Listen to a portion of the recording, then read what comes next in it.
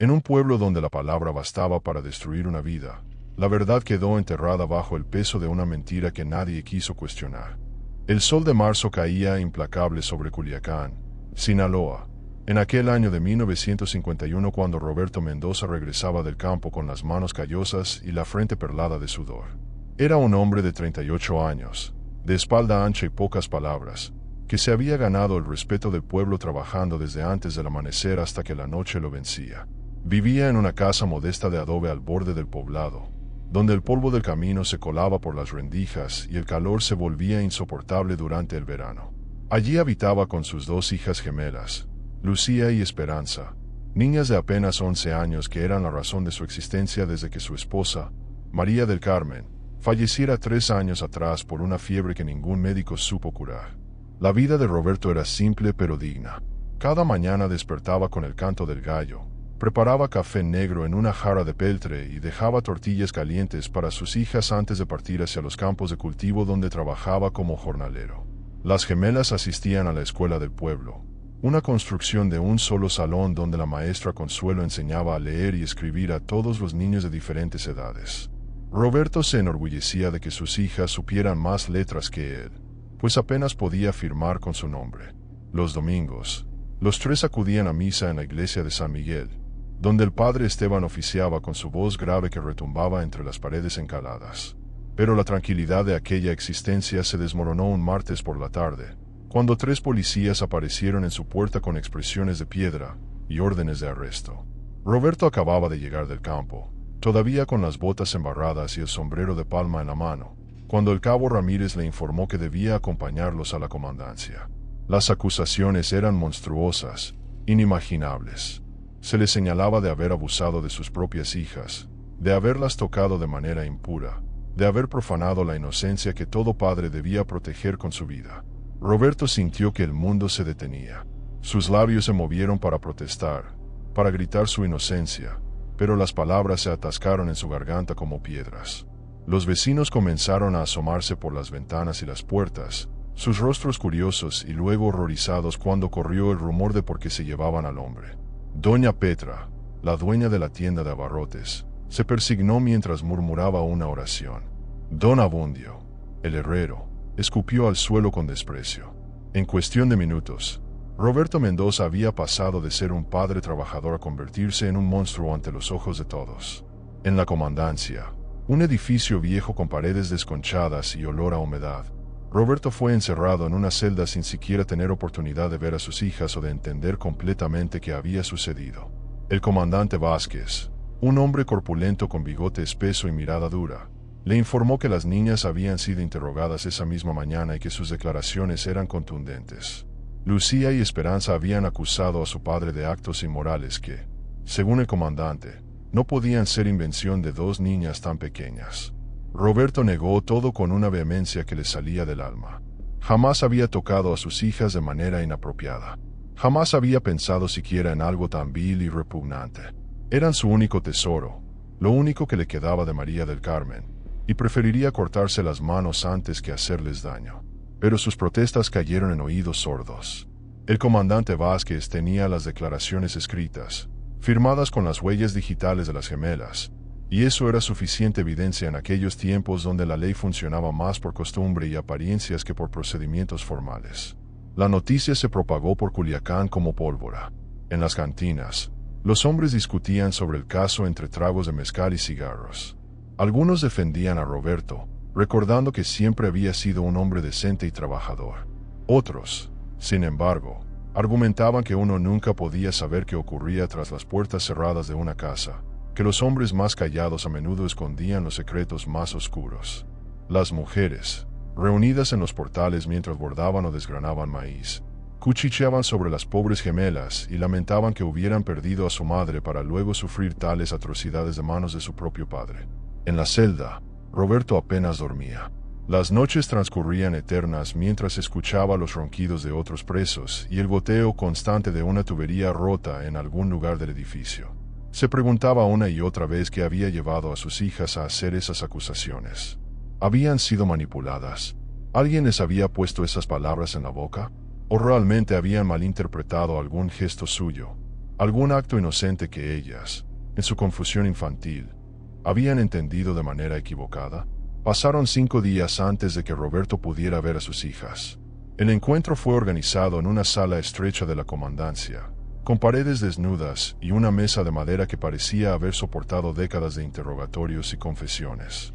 El comandante Vázquez insistió en estar presente, junto con la maestra Consuelo, quien había sido designada como figura de confianza para las niñas. Cuando Lucía y Esperanza entraron de la mano, Roberto sintió que el corazón se le partía en pedazos. Las gemelas lucían más delgadas, con ojeras que no deberían existir en rostros tan jóvenes y una tristeza que les pesaba en los hombros como si llevaran el mundo encima. Roberto intentó acercarse, pero el comandante lo detuvo con un gesto firme de la mano. Las niñas se quedaron junto a la maestra Consuelo, sin atreverse a mirar directamente a su padre. Fue Lucía quien finalmente habló, con una voz tan baja que apenas se escuchaba. Repitió las acusaciones que había hecho días atrás, describiendo situaciones que a Roberto le resultaban completamente irreconocibles. Hablaba de noches donde supuestamente él había entrado a su habitación con intenciones impuras, de tocamientos que jamás habían ocurrido, de palabras que él nunca había pronunciado. Esperanza asentía tímidamente a todo lo que su hermana decía, como si las palabras de Lucía fueran también las suyas. Roberto las escuchó con una mezcla de horror y desconcierto absoluto. Nada de lo que decían tenía sentido. Él recordaba esas noches de las que hablaban. Si había entrado a su habitación, pero solo para cubrirlas con las cobijas cuando el frío de la madrugada se colaba por las ventanas, o para revisar que estuvieran bien cuando alguna de ellas tosía durante la noche. Eran gestos de cuidado paternal, actos de amor de un padre que había quedado viudo y que hacía todo lo posible por cumplir también el rol de madre. Pero ahora esos mismos actos eran retorcidos y transformados en algo monstruoso por las palabras de sus propias hijas. Cuando le permitieron hablar, Roberto le suplicó que dijeran la verdad.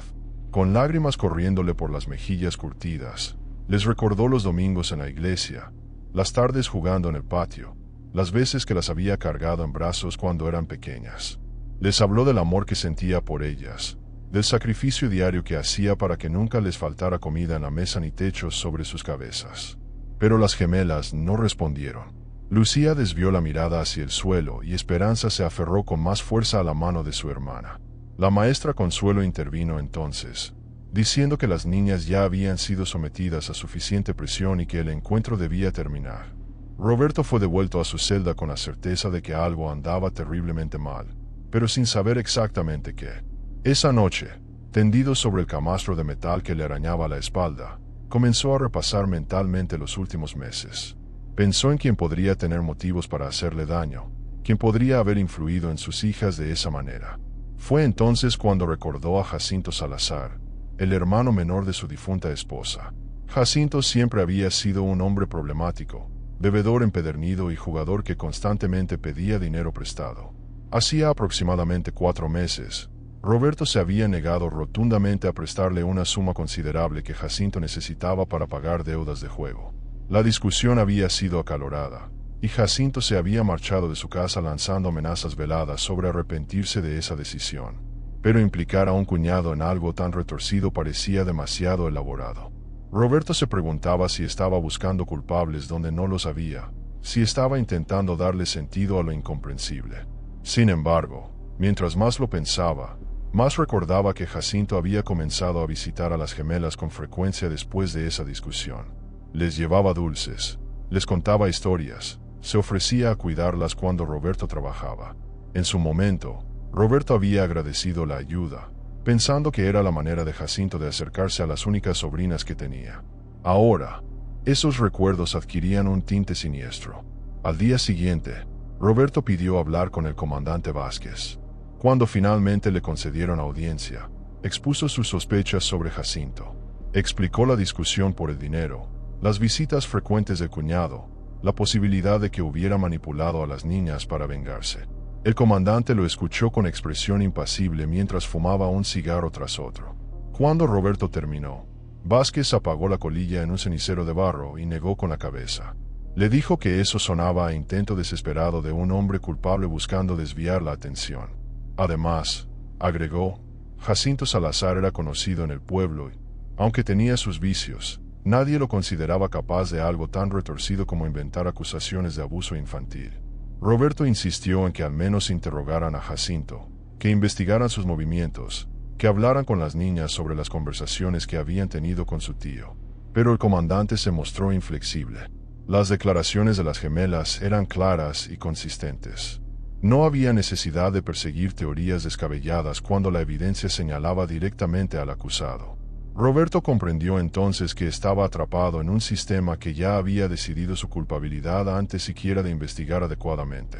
La palabra de dos niñas, sin importar las circunstancias, era suficiente para condenar a un hombre en aquellos tiempos donde los procedimientos legales eran precarios y las apariencias lo eran todo. Los días se convirtieron en semanas mientras Roberto permanecía encerrado esperando que se fijara una fecha para su juicio. La celda se volvió su único universo, un espacio de 3 metros por 3 donde el tiempo parecía estancarse entre las paredes húmedas y el olor a orines y desesperación. Compartía el calabozo con Fermín, un ladrón de gallinas que cumplía sus últimos días de condena, y con Eusebio, un hombre mayor acusado de herir a otro en una pelea de cantina. Ambos presos mantenían distancia de Roberto. En la cárcel existía una jerarquía no escrita donde los acusados de delitos contra niños ocupaban el escalón más bajo, y aunque Roberto proclamaba su inocencia, sus compañeros de celda preferían no arriesgarse a asociarse con él. Mientras tanto, en el pueblo, la vida de Lucía y Esperanza había cambiado radicalmente. Habían sido trasladadas a casa de su tía Remedios, hermana mayor de María del Carmen, quien vivía en el centro de Culiacán con su esposo y 3 hijos.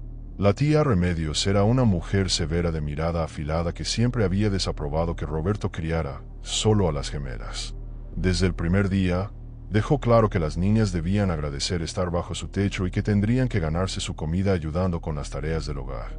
Las gemelas pasaban los días barriendo, lavando ropa en el lavadero del patio y cuidando a sus primos menores, trabajos que antes no realizaban con tanta intensidad en su propia casa. Pero lo más difícil para las gemelas no era el trabajo físico, sino el peso de la mentira que cargaban. Porque había sido mentira, una mentira cuidadosamente plantada en sus mentes por Jacinto Salazar durante aquellas visitas que Roberto había permitido ingenuamente. Jacinto había comenzado de forma sutil, contándoles historias sobre padres que no sabían cuidar bien a sus hijos, sobre hombres que hacían cosas malas sin que nadie se diera cuenta. Les había dicho que su padre, aunque parecía bueno, probablemente tenía secretos oscuros como todos los hombres. Les había preguntado si Roberto las trataba de manera extraña, si las tocaba de formas que las hacían sentir incómodas, si entraba a su habitación por las noches. Las niñas, confundidas y asustadas por las insinuaciones de su tío, habían comenzado a dudar de gestos que antes les parecían normales. Cuando su padre las abrazaba, duraba el abrazo demasiado tiempo. Cuando las ayudaba a bañarse porque todavía eran pequeñas, había algo malo en eso. Jacinto les había dicho que si alguna vez alguien les preguntaba, debían decir la verdad sobre lo que su padre hacía, porque mentir sobre esas cosas era pecado mortal. Les había hecho repetir historias una y otra vez hasta que las gemelas ya no sabían distinguir entre lo que realmente había pasado y lo que su tío les había sugerido que pasaba. Cuando finalmente las autoridades las interrogaron, Lucía y Esperanza simplemente repitieron lo que Jacinto les había enseñado a decir, creyendo honestamente que estaban revelando verdades que habían estado ocultas. Ahora, en casa de la tía Remedios, las gemelas comenzaban a comprender la magnitud de lo que había sucedido. Escuchaban las conversaciones de los adultos cuando pensaban que las niñas no prestaban atención.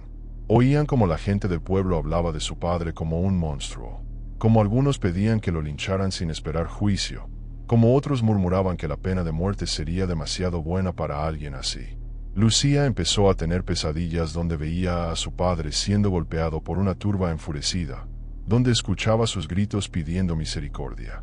Esperanza dejó de hablar casi por completo, comunicándose solo con su hermana gemela a través de miradas y gestos que nadie más comprendía. Una tarde, mientras las gemelas lavaban platos en la cocina, escucharon que la tía Remedios hablaba con su esposo en el comedor. Jacinto había pasado a visitarlos, y la conversación era sobre el caso. Jacinto se lamentaba de que su cuñado hubiera resultado ser tan vil. Decía que nunca lo hubiera imaginado de Roberto. La tía Remedios le agradecía por haber estado al pendiente de las niñas cuando su padre las lastimaba, por haber sido quien finalmente las llevó a hablar con las autoridades. Lucía dejó caer un plato que se hizo añicos contra el piso. En ese momento, algo se rompió también dentro de ella. Recordó con claridad aquella tarde hace semanas cuando el tío Jacinto las había llevado directamente a la comandancia, diciéndoles que debían contar todo lo que habían platicado. Recordó cómo había puesto palabras en sus bocas cuando el comandante las interrogaba, cómo asentía aprobadoramente cuando ellas decían exactamente lo que él había ensayado con ellas. Esa noche, Lucía no pudo dormir. Junto a ella, Esperanza también permanecía despierta en el catre que compartían. Las gemelas se miraron en la oscuridad y, sin necesidad de palabras, supieron que ambas estaban pensando lo mismo. Habían cometido un error terrible. Su padre no era un monstruo. Era solo su papá, el hombre que trabajaba bajo el sol para darles de comer, que las llevaba a la iglesia los domingos, que lloraba en secreto cuando creía que ellas dormían porque extrañaba a su mamá. Y ahora estaba en la cárcel por culpa de las mentiras que ellas habían repetido sin entender completamente lo que significaban. Lucía le susurró a su hermana que tenían que decir la verdad, que debían ir con el comandante y explicarle que se habían equivocado. Pero Esperanza, aunque estaba de acuerdo, tenía miedo. El tío Jacinto les había dicho que si alguna vez se retractaban, las castigarían por mentirosas, que nadie les creería y que además lastimarían a su padre aún más porque pensarían que las había obligado a cambiar su historia. Las gemelas permanecieron despiertas hasta el amanecer, susurrando planes que luego descartaban por miedo. Cada posible solución parecía llevar a consecuencias aterradoras. Si confesaban que habían mentido, el tío Jacinto podría enojarse y hacerles algo malo. Si se quedaban calladas, su padre podría ir a prisión por muchos años o incluso ser ejecutado, porque en Sinaloa se rumoreaba que los crímenes contra niños merecían los castigos más severos. Lucía, siendo la más decidida de las dos, finalmente tomó una determinación. Esperarían al domingo, cuando toda la familia fuera a misa, y entonces buscarían al padre Esteban para contarle todo. El sacerdote siempre había sido amable con ellas y con su padre, y tal vez él sabría qué hacer sin ponerlas en peligro. El domingo llegó con una lentitud exasperante. Durante el desayuno, Jacinto apareció en casa de la tía Remedios con una botella de mezcal como regalo para su cuñado y una bolsa de caramelos para las niñas. Las gemelas lo miraron con una mezcla de temor y repulsión que intentaron ocultar bajando la vista. Jacinto se veía satisfecho, casi alegre, mientras conversaba con la familia sobre cómo el juicio de Roberto estaba programado para dentro de 2 semanas. Comentó que el juez municipal, don Aurelio Sarmiento, era conocido por su mano dura contra los degenerados y que seguramente Roberto pasaría el resto de su vida en prisión o algo peor. Nadie en la mesa cuestionó sus palabras. Todos asentían con expresiones graves, convencidos de que la justicia finalmente llegaría. Cuando la familia se preparó para ir a la iglesia de San Miguel, Jacinto anunció que los acompañaría. Lucía sintió que el estómago se le hacía un nudo. Su plan de hablar con el padre Esteban se complicaba si el tío estaba presente vigilándolas. Durante todo el camino hacia la iglesia, Jacinto se mantuvo cerca de las gemelas, contándoles historias y bromas como si fuera el tío más cariñoso del mundo. Pero Lucía notaba algo en sus ojos, una mirada calculadora que la hacía sentir observada, controlada. Comprendió entonces que Jacinto sabía exactamente lo que había hecho, que había manipulado sus mentes infantiles con la precisión de alguien que planeaba cada movimiento, y que no permitiría que su plan se desmoronara por la conciencia tardía de 2 niñas. La misa transcurrió como siempre. El padre Esteban habló sobre el perdón y la misericordia divina, ironías que no pasaron desapercibidas para Lucía, quien apretaba el rosario entre sus manos hasta que los nudillos se le pusieron blancos.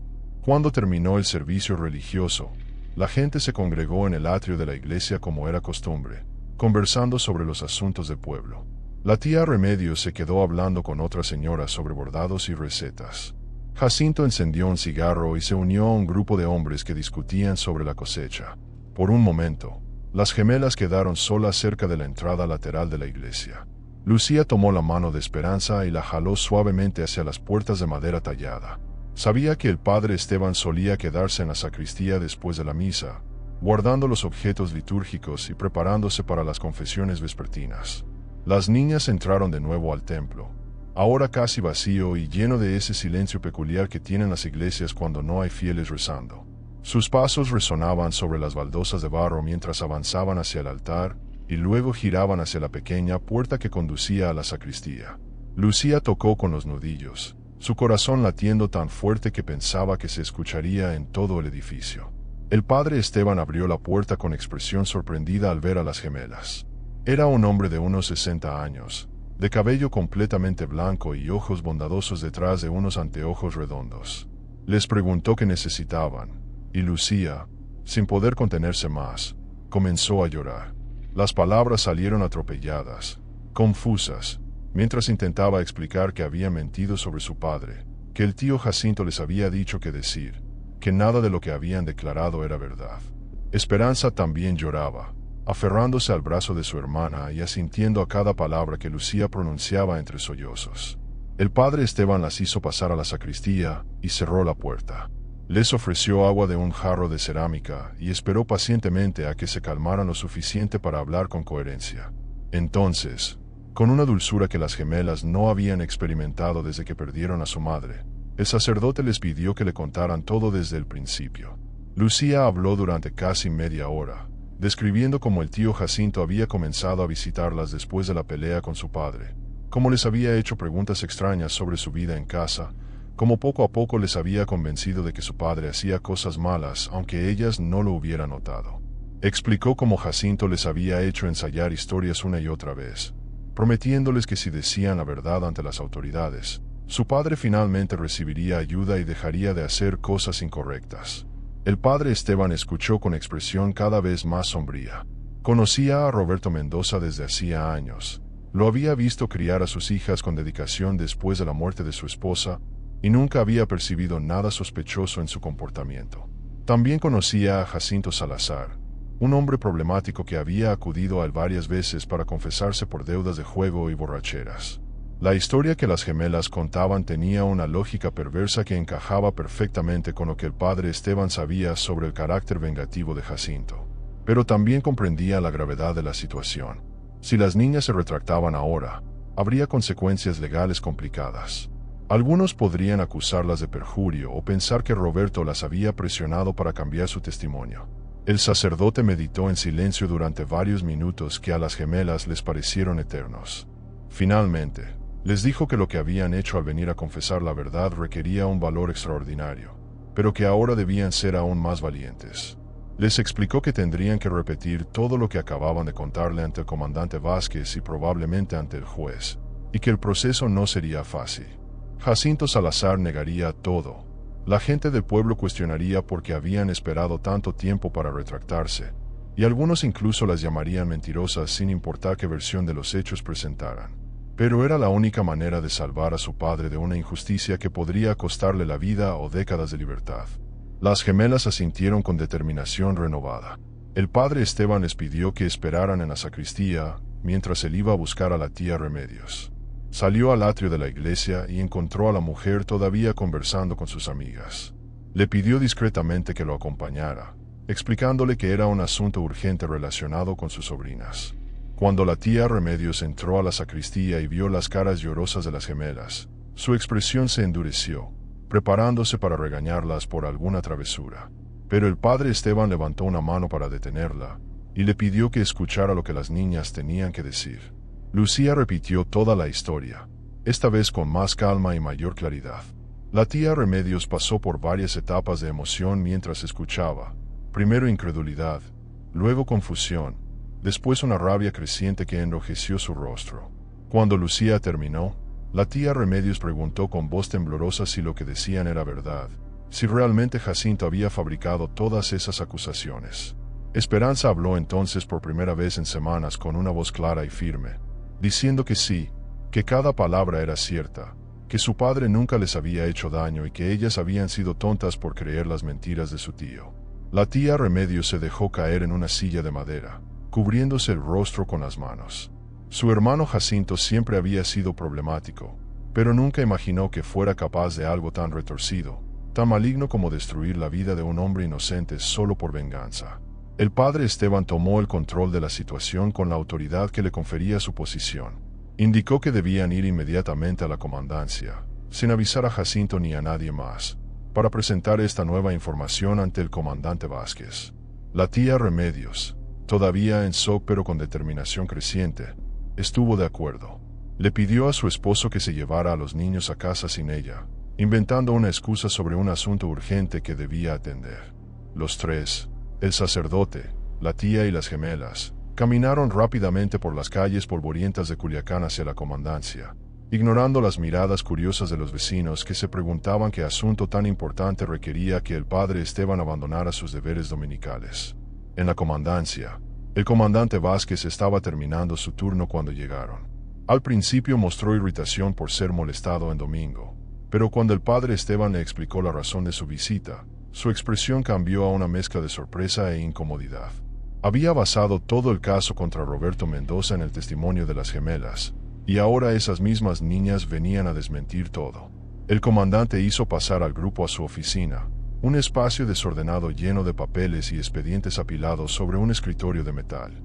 Les pidió que se sentaran y entonces, encendiendo uno de sus cigarros habituales, le indicó a Lucía que hablara.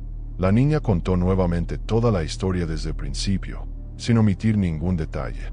Explicó cómo Jacinto había comenzado sus visitas después de la discusión por dinero, cómo les había llenado la cabeza con dudas sobre su padre, cómo les había hecho ensayar declaraciones falsas. El comandante Vázquez tomaba notas con expresión cada vez más seria. Cuando Lucía terminó, él le hizo preguntas específicas, buscando inconsistencias o señales de que alguien las estuviera presionando para cambiar su historia. Pero las respuestas de las gemelas eran coherentes, espontáneas, completamente diferentes al tono ensayado de sus primeras declaraciones. El comandante reconoció entonces lo que debería haber notado desde el principio. Aquellas primeras acusaciones habían sonado demasiado elaboradas, demasiado precisas para venir de niñas de 11 años. Alguien definitivamente les había dado un guión. El padre Esteban intervino entonces, respaldando a las gemelas y recordándole al comandante que Roberto Mendoza había mencionado sus sospechas sobre Jacinto desde el principio, pero que nadie le había prestado atención. La tía Remedios, con lágrimas de vergüenza y rabia, admitió que su hermano siempre había sido capaz de mentir y manipular cuando le convenía, que había arruinado su vida con el juego y la bebida, y que no le extrañaba que hubiera llegado a estos extremos. El comandante Vázquez se reclinó en su silla, pasándose una mano por el rostro cansado. Admitió que había cometido un error al no investigar más a fondo, al dejarse llevar por la conmoción inicial de las acusaciones sin cuestionar adecuadamente las circunstancias. Esa misma tarde, el comandante ordenó que trajeran a Roberto Mendoza de su celda. Cuando el hombre apareció, demacrado y con la ropa sucia después de semanas de encierro, y vio a sus hijas corriendo hacia él, se derrumbó. Las gemelas se aferraron a su padre llorando, pidiendo perdón una y otra vez, explicando entre sollozos que habían sido tontas, que no habían entendido lo que estaban haciendo. Roberto las abrazó con una fuerza que parecía querer fundirlas con su propio cuerpo, repitiendo que no había nada que perdonar, que eran solo niñas y que él las amaba más que a su propia vida. El comandante Vázquez le explicó la situación y le ofreció disculpas formales por el error judicial. Se emitió una orden de arresto inmediata contra Jacinto Salazar, acusado de manipulación de menores, falso testimonio y conspiración para cometer perjurio. Jacinto fue capturado esa misma noche cuando regresaba ebrio de una cantina, sin sospechar que su plan se había desmoronado. Durante su interrogatorio, inicialmente negó todo, pero cuando fue confrontado con el testimonio detallado de las gemelas y la evidencia de sus visitas frecuentes a la casa de Roberto después de la discusión por dinero, su defensa se desintegró. Finalmente confesó que había actuado por venganza, que Roberto lo había humillado al negarle el préstamo y que quería hacerle pagar de la manera más dolorosa posible. Jacinto Salazar fue sentenciado a 15 años de prisión por sus crímenes, una condena que muchos en el pueblo consideraron demasiado leve para la magnitud de su traición. Roberto Mendoza fue liberado oficialmente y su nombre limpiado de toda culpa. Sin embargo, la experiencia dejó cicatrices profundas en la familia. Durante meses, Roberto tuvo pesadillas sobre la celda y sobre la posibilidad de haber sido condenado injustamente. Las gemelas desarrollaron un miedo persistente a los adultos desconocidos y a decir cosas que pudieran ser malinterpretadas. La familia necesitó tiempo, mucho tiempo, para sanar las heridas que las mentiras de Jacinto habían abierto. Asistieron a misa juntos cada domingo, encontrando consuelo en la fe y en la comunidad que gradualmente aceptó la verdad de lo ocurrido. El pueblo de Culiacán aprendió una lección dolorosa sobre los peligros de condenar sin investigar adecuadamente, sobre cómo una mentira bien construida puede destruir vidas inocentes y sobre la importancia de escuchar todas las versiones de una historia antes de formar juicios definitivos. Roberto volvió a trabajar en los campos. Las gemelas regresaron a la escuela donde la maestra Consuelo las recibió con comprensión y apoyo, y la vida continuó, aunque ninguno de ellos volvió a ser exactamente el mismo. Llevaban consigo las cicatrices invisibles de aquellos meses terribles de 1951, recordatorios permanentes de cuán frágil puede ser la justicia y cuán preciosa es la verdad en un mundo donde las apariencias a menudo importan más que los hechos. Los años pasaron y las gemelas crecieron hasta convertirse en mujeres fuertes que nunca olvidaron la lección de su infancia. Cuando tuvieron sus propios hijos, les enseñaron la importancia de decir siempre la verdad, de no dejarse manipular por adultos con malas intenciones y de tener el valor de corregir los errores, sin importar cuánto tiempo haya pasado o cuán difícil sea enfrentar las consecuencias. Roberto vivió hasta los 70 años, rodeado del amor de sus hijas y nietos, habiendo perdonado pero nunca olvidado aquellos días oscuros cuando su vida pendía de un hilo por culpa de palabras falsas pronunciadas por las mismas personas que más amaba en el mundo. La historia de Roberto Mendoza se convirtió en una leyenda en Culiacán, contada en voz baja en las cantinas y en los portales, un recordatorio de que en un pueblo donde la palabra bastaba para destruir una vida, la verdad podía quedar enterrada bajo el peso de una mentira que nadie quería cuestionar, pero que también, con suficiente valor y determinación, esa verdad podía finalmente emerger, tarde pero no demasiado tarde, para salvar a un inocente del abismo. Y así concluye esta historia que nos recuerda que la justicia no siempre es rápida, pero cuando finalmente llega, trae consigo la redención para quienes nunca dejaron de creer en ella. Si este relato te hizo reflexionar sobre la fragilidad de la verdad y el poder devastador de las mentiras, quizás te gustaría explorar más historias como esta que se esconden en los rincones olvidados de nuestra historia. Hay tantas voces silenciadas esperando ser escuchadas, tantos misterios que merecen ser desentrañados. No permitas que estas historias permanezcan en las sombras. Mantente cerca para descubrir más casos que desafían nuestra percepción de la justicia y la verdad.